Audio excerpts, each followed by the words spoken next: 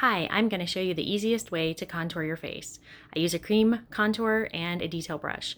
Right now I am shaping my forehead, creating the illusion of a small, round forehead. Also, now I'm giving myself a cheek lift. Look at the dimension it adds just by adding a tiny bit of shadow there at the cheek. Next, I'm going to go under my jawline and carve that out, making it a sharp, nice edge.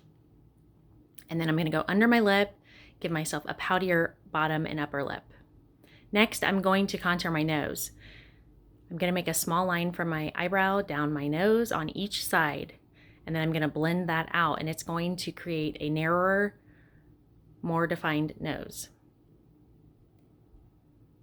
Anybody can contour. It's not that hard. Follow me for more easy tips.